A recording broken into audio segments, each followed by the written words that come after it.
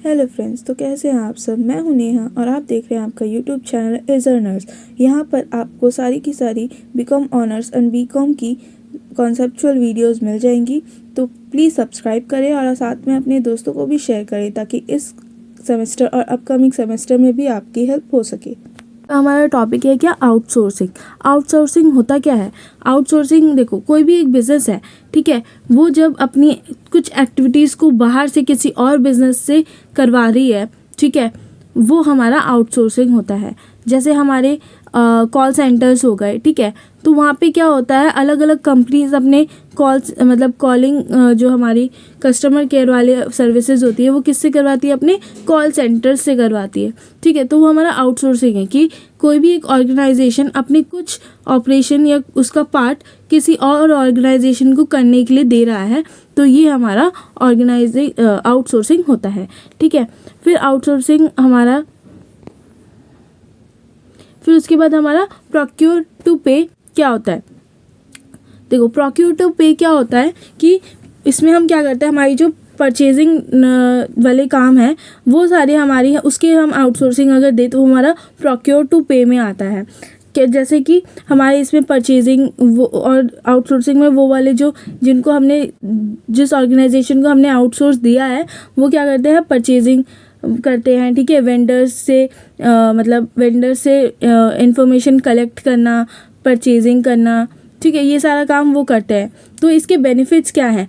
पहला हमारा कि इसमें हमारी कॉस्ट रिड्यूस हो जाएगी। क्योंकि जो आउटसोर्सिंग करते हैं उनके पास क्या होता है, उनके पास हर कंपनी के वो परचेजिंग करते होंगे, उन्होंने परचेजिंग प्रोक्योर टू पे का जब आउटसोर्सिंग लिया है तो वो वही काम करते होंगे, तो उनके पास क्या होगा, इन्फॉर्मेशन होगी बहुत सारी, ठीक है, और वो एक लार्ज नंबर ऑफ स्केल पे परचेज़ कर रहे होंगे। तो वो लार्ज नंबर ऑफ स्केल्स पे जब वो परचेज़ करेंगे तो वहाँ पे क्या होती है, उनको कॉस्ट कम लगती है ना, उनको परचेजिंग जो प्राइस होता है उनको कम लगता है ना लार्ज स्केल में हमें लेने से। तो वहाँ पे हमारी क्या होती है, हमारी कॉस्ट रिड्यूस हो जाती है। देन उसके बाद सेकंड हमारा वेंडर सेटिस्फैक्शन क्या, देखो प्रोक्योर टू पे कर रहा है, तो जब प्रोक्योर टू पे जब आउटसोर्सिंग वाले हैं वो जहाँ से सामान को खरीदेंगे, ठीक है, तो एक वहाँ पे वो होता है कि प्रोक्योर टू पे वो किसी और का काम कर रहा है, तो मतलब कि वेंडर को पता है कि उसको टाइम पे पेमेंट मिल जाएगी, क्योंकि अगर वो पेमेंट वहाँ पे नहीं करेगा तो प्रोक्योर टू पे से क्या होगा, सिर्फ उसका अपना नुकसान नहीं होगा, वो जिसका काम कर रहा है वो उन सारी कंपनीज का नुकसान होगा, ठीक है। तो वहाँ पे उसको टाइमली पेमेंट कर दी जाती है, ठीक है। तो वहाँ पे हमारा क्या है, वेंडर को सेटिस्फैक्शन मिलती है जिसने जो सामान बेच रहा है, ठीक है। देन उसके बाद हमारा strong and effective internal controls कि देखो जब हम आउटसोर्स कर देते हैं हमारे कुछ पार्ट, तो हम क्या होता है, अब उस काम को जो हमने काम आउटसोर्स कर दिया, जो ऑपरेशन आउटसोर्स कर दिया है उस पर हमें अब ध्यान नहीं देना है, ठीक है।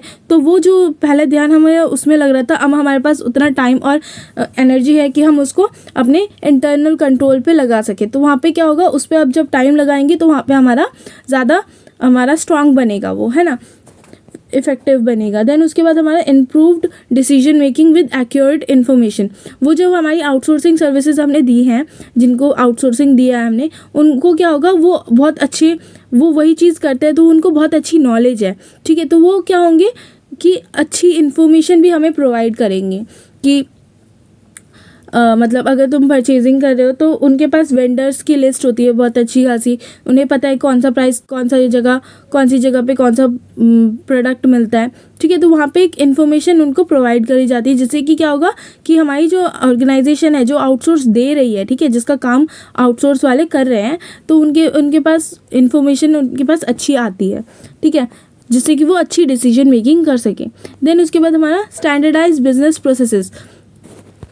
तो इसमें हमारा क्या होता है कि बहुत सारी ऐसे कंपनीज होती है जो क्या डिफरेंट कंट्रीज़ में अपनी ऑपरेशंस कर रही है, ठीक है। अब वो जब डिफरेंट कंट्रीज़ में परचेजिंग का काम अगर वो किसी और को दे देती है जो कि उस कंपनी मतलब उस लोकेशन में काम करता हो, उस एक पर्टिकुलर लोकेशन में काम करता हो, है ना, तो वहाँ पे क्या होगा कि वो स्टैंडर्डाइज एंड सिंप्लीफिकेशन मतलब वो काम कर पाएगा, ठीक है, कि जो काम होगा प्रोसेस को वो एक सिंप्लीफाई कर पाएगा, वो जो आउटसोर्स वाला है वो सिंप्लीफाई कर पाएगा। तो इससे क्या होगा कि हमारे पास एक बिजनेस प्रोसेसेस की स्टैंडर्डाइज लिस्ट हमारे पास बन जाती है। ठीक है। देन उसके बाद हमारा बेस्ट प्रैक्टिसेस, कि जो हमारे P2P वाले हैं उनको वही काम वो करते हैं तो वो एक्सपर्ट्स होंगे उस काम में, तो यहाँ पे हमारी भी बेस्ट प्रैक्टिसेस हमें मिल पाती है। Then freeing of management time, कि वही हमारी जो टाइम मैंने ऊपर बताया था कि हमारा टाइम बच जाता है और हम उसको कोर बिजनेस एक्टिविटीज़ में हम उसको लगा सकते हैं मैनेजमेंट टाइम को। Use time zones to reduce response times, कि क्या होता है कि जो हमारे क्लाइंट और आउटसोर्सिंग है वो अगर डिफरेंट टाइम जोन में काम कर रहे हैं तो क्या होगा, दोनों ही जल्दी मतलब सर्विसेज रिक्वेस्ट को जल्दी पूरा कर पाएंगे। ठीक है, अगर दोनों टाइम पे हमारा काम हो रहा है, हर एक टाइम जोन पे काम हो रहा है, तो वो क्या होगा कि वहाँ पे क्या होगा, सारे के मतलब जो रिस्पॉन्सेज होते हैं, सर्विस रिस्पॉन्सेज, वो जल्दी हो पाएंगे। ठीक है। देन उसके बाद हमारे नेक्स्ट क्वेश्चन है बेनिफिट्स ऑफ FAFN आउटसोर्सिंग। तो इससे पहले हम करेंगे क्या, हम BPO वाला क्वेश्चन करेंगे। ठीक है,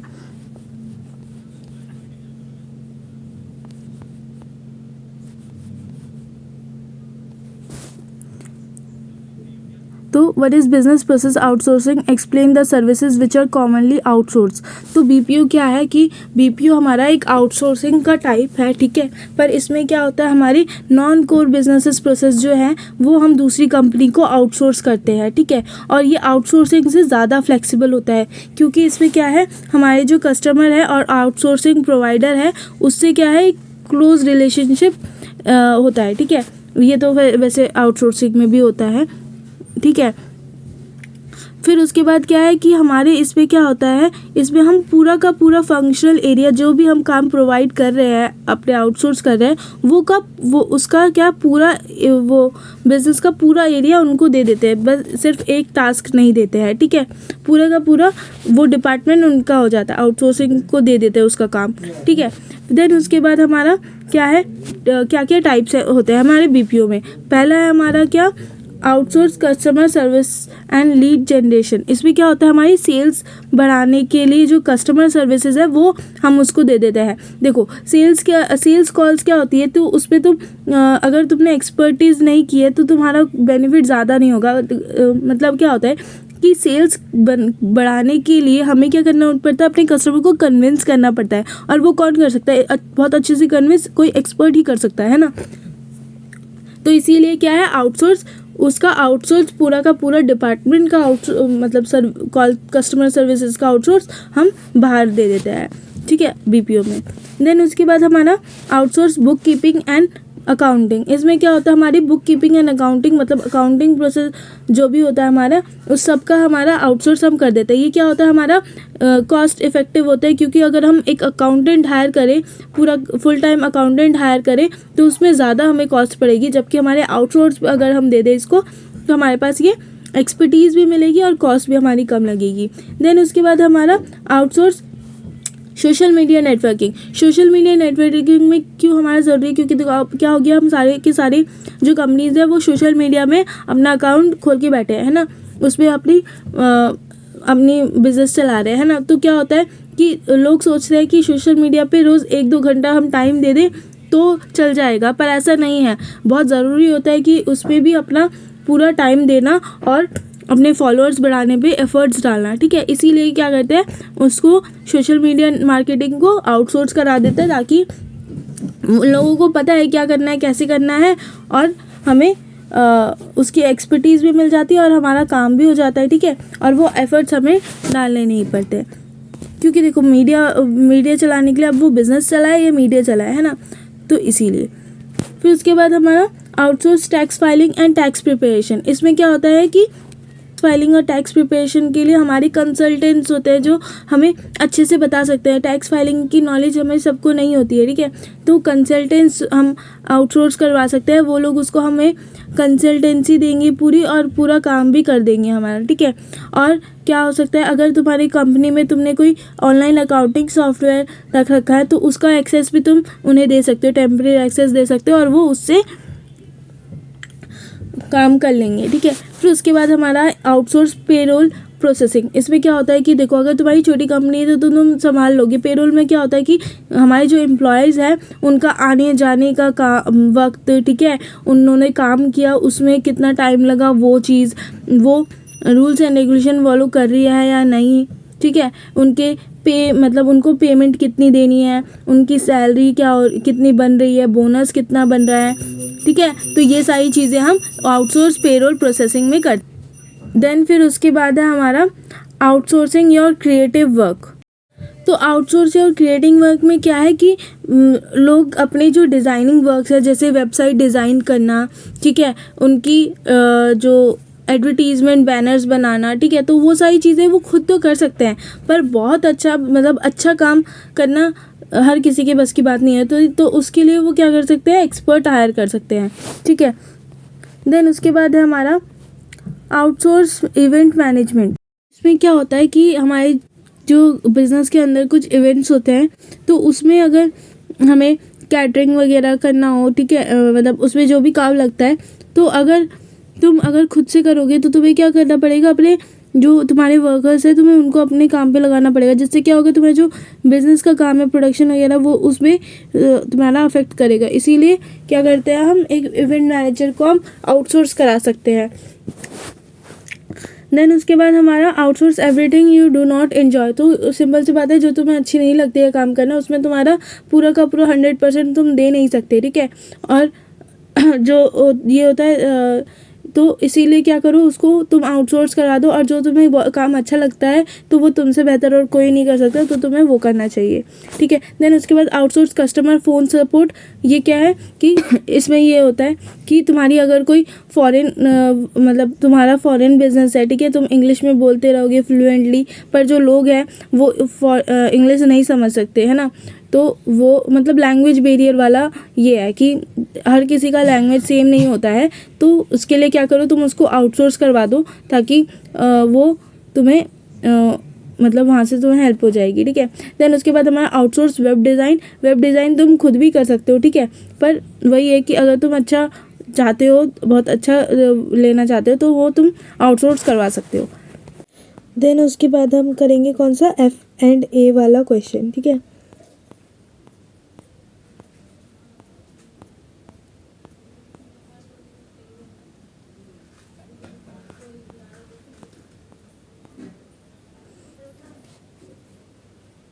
Describing finance and administrative FA&A services provided by BPO industry to the global clients। कि ये एडमिनिस्ट्रेटिव आउटसोर्सिंग हमारा होता क्या है। देखो, ये क्या होता है कि हमारी ये एक BPO है। जैसे BPO का फुल फॉर्म हमारा बिजनेस प्रोसेस आउटसोर्सिंग है ना, बिजनेस प्रोसेस आउटसोर्सिंग। तो इसमें क्या है कि फाइनेंस एंड एडमिनिस्ट्रेटिव का काम जो है वो हम उसको आउटसोर्स करवा रहे हैं। जैसे हमारी अकाउंट्स बनाना, ठीक है, अकाउंट्स में हमारे छोटे कैश बुक्स बनाना, ठीक है, स्लिप्स बनाना, वाउचर्स बनाना, फिर उसके बाद हमारे कैश बुक्स बनाना, देन उसके बाद हमारे फाइनेंशियल स्टेटमेंट्स बनाना, ठीक है, रिपोर्ट्स बनाना। तो ये सारी चीज़ें हम क्या होती है उसमें, फाइनेंस एंड एडमिनिस्ट्रेटिव आउटसोर्सिंग में हम करते हैं ये सारी चीज़ें, ठीक है। और क्या क्या होता है उसमें, अब देखो, क्या जनरल अकाउंटिंग, जिसमें हमारे छोटी काम, जो वाउचर्स बनाना, ठीक है, ट्रायल बैलेंस, वाउचर से लेकर ट्रायल बैलेंस तक का बनाना। हमारा वाउचर्स हमारे क्या होते हैं, कैश मेमोज होते हैं, कैश मेमो होते हैं, उसमें डेबिट नोट, क्रेडिट नोट होते हैं, है ना। तो वाउचर्स मतलब क्या है, एक जो हमारे बिल्स होते हैं, हमारे बिजनेस की बिल्स होते हैं, उसका एक रिकॉर्ड है हमारा वाउचर्स, उसको हम रिकॉर्ड करते हैं ना, उसको ट्रांसफ़र करते हैं हमारे वाउचर्स में। फिर उसके बाद हमारा क्या है, पेमेंट्स प्रोसेसिंग, की पेमेंट्स हो रही हैं उसकी आउटसोर्सिंग वो करता है उसमें, ठीक है। रिसीवेबल मैनेजमेंट, जो हमें कैश रिसीव हो रहे हैं उसकी पेमेंट, उसमें मतलब उसकी प्रोसेस आउटसोर्सिंग वो करता है, उसके डेटाज मेंटेन करता है। देन उसके बाद हमारा reconciliation, balance sheet and P&L accounts, ये सब तो तुम्हें पता ही है ना, तुम पढ़ के ही आ चुके हो सारा क्या होता है, ये सारी चीज़ें पता है तुम्हें। फाइनेंशियल अकाउंटिंग करता है उसमें हमारी क्या होती है, हमारी कैश बुक्स होती हैं, देन हमारी जर्नल एंट्रीज होती हैं, और एडजस्टमेंट एंट्रीज़ वाली बुक्स बनती है, ठीक है। तो वो सारी चीज़ें। देन उसके बाद हमारे रिपोर्टिंग टीम की, जिसमें हमारी आती है फाइनेंशियल अकाउंट्स, हमारे आते हैं फाइनल अकाउंट्स आते हैं, और income statement, financial statement, cash reports और अदर मैनेजमेंट रिपोर्ट्स, ठीक है। जितने भी हमारे रिपोर्ट्स बनते हैं वो सारे, ठीक है, वो इसमें आते हैं। देन उसके बाद हमारा कि जो हमारी रिपोर्ट्स हैं, ठीक है, उनको क्या किस कैटेगरी में मतलब डिवाइड किया गया है। पहला एक मैनेजमेंट रिपोर्टिंग, जो कि हमारे जिसमें हमारे स्टैटिस्टिकल इन्फॉर्मेशन होती है और प्रॉफिट एंड लॉस एनालिसिस होता है, जो कि मैनेजमेंट को चाहिए होता है, ठीक है। देन उसके बाद हमारा बैलेंस शीट रिपोर्टिंग, जिसमें हमारी बैलेंस शीट होती है, फाइनेंशियल स्टेटमेंट होती है हमारी। फिर उसके बाद हमारा financial planning and forecasting group, जिसमें हमारे क्या होते हैं बजट्स फोरकास्ट, मतलब बजट्स फोरकास्ट करने के लिए, ठीक है, प्लानिंग के लिए जितने भी हमारे रिपोर्ट ज़रूरी हैं वो सारी इसमें हमारी आती है, ठीक है। फिर उसके बाद हमारा बेनिफिट्स वाला क्वेश्चन जो था वो कहाँ गया। तो इससे हमारे क्या क्या बेनिफिट्स होते हैं कि हमारे पास हाई लेवल ऑफ सर्विस मिलती है, हमारे पास हमने स्टैंडर्डाइज कर सकते हैं अपने अकाउंट, मतलब अपने जो भी हम ऑपरेशन मतलब फाइनेंशियल अकाउंट्स को हम क्या कहते हैं स्टैंडर्डाइज कर सकते हैं और इंटीग्रेट करते हुए चल सकते हैं, ठीक है। हमारे पास बेटर टेक्नोलॉजी आएगी, हमने जो फाइनेंस वाले होंगे, फाइनेंस एंड FA आउटसोर्सिंग जो कर रहे होंगे, उनके पास क्या होगी एक बेटर टेक्नोलॉजी होगी ना, वो उसी काम को करते हैं तो उसमें उनका ज़्यादा एक्सपर्टीज़ होगा, है ना, मतलब अच्छी टेक्नोलॉजी यूज़ करते होंगे, है ना। देन उसके बाद हमारे drive out inefficiencies through best practices. अब जब हमारी रिपोर्ट्स अच्छी हमें मिलेगी तो उससे क्या होगा, जो हमारी इनएफिशिएंसीज हैं हमारे बिजनेस के अंदर, जो चीज़ें सही नहीं हो रही है, तो उनको हम क्या कर सकते हैं अच्छा और करने का सोच सकते हैं, ठीक है। फिर उसके बाद हम cut back on recruiting, hiring, training new staff, कि हमें पता चलेगा कि हमें अपने स्टाफ को हायर करना है न्यू, या फिर रिक्रूट करना है, ठीक है, या फिर हमें उनको ट्रेनिंग प्रोवाइड करनी है।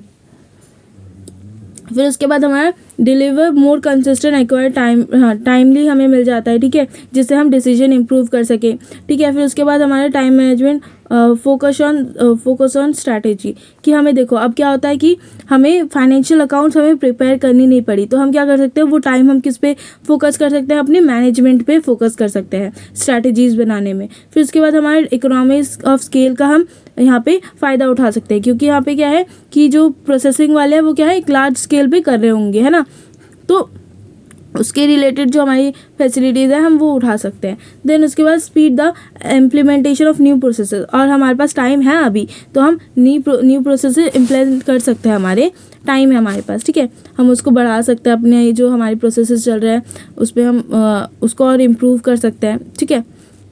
देन उसके बाद हमारा नेक्स्ट क्वेश्चन है क्या, what are the benefits of outsourcing the financial services in India.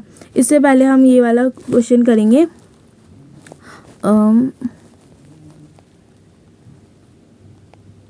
What is outsourcing with finance as a service. देखो फाइनेंस एज अ सर्विस वही है हमारा जो FA वाला आउटसोर्स था, वही हमारा फाइनेंस एज अ सर्विस है, ठीक है। और ये तो हम इसलिए मैं इस पर क्या है कहानी वहानी बता रखी है कि इंडिया में कैसे हेल्पफुल है। फिर FAS क्या हमारा हेल्प मतलब ऑफ़र क्या करता है हमें, ठीक है। तो यहीं तक है हमारा, नेक्स्ट टॉपिक हम नेक्स्ट वीडियो में करेंगे, और डिस्क्रिप्शन में लिंक है, तुम वहाँ से अगर तुम्हें PDF वगैरह चाहिए तो तुम वहाँ से ज्वाइन कर सकते हो, ठीक है। और तुम ग्रुप पे पिन मैसेजेस पे जाओगे ऊपर, तो वहाँ पे ड्राइव लिंक मिलेगी, वहाँ पे तुम्हें सब मिल जाएगा, ठीक है।